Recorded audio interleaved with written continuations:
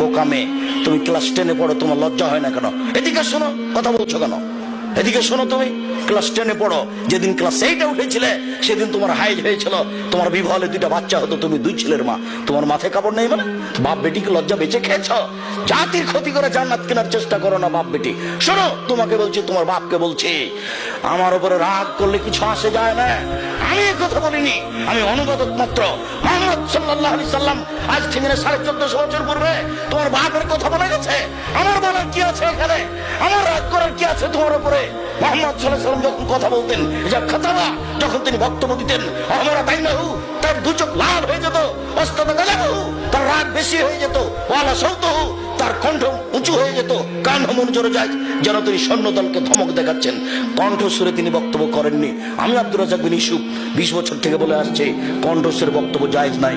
কোন মায়ের বেটা একটু বলে না কেন যে চলবে?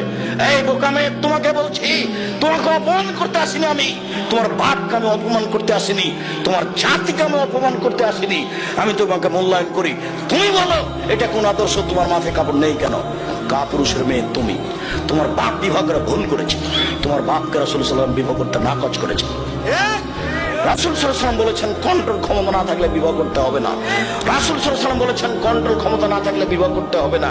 তিনি বলছেন, ইয়া মাশারা শাবাব, হে যুবকদল, মান ইসতাতা মিনকুম বাক ফালিয়াতাজাওয়াজ, যাদের কন্ট্রোল ক্ষমতা আছে, যাদের মোহর ক্ষমতা আছে, যাদের বাড়ি তৈরি করার ক্ষমতা আছে, যাদের মেহমানের বসার জায়গার ক্ষমতা আছে, যারা পুরুষত্ব রাখে, চোখ যেভাবে ঘুরে বউ সেভাবে চলে, চোখ যেভাবে ঘুরে বউ সেভাবে চলে, এরকম পুরুষত্বের যার ক্ষমতা আছে, কন্ট্রোল ক্ষমতা আছে, সেজন্য বিবাহ করে।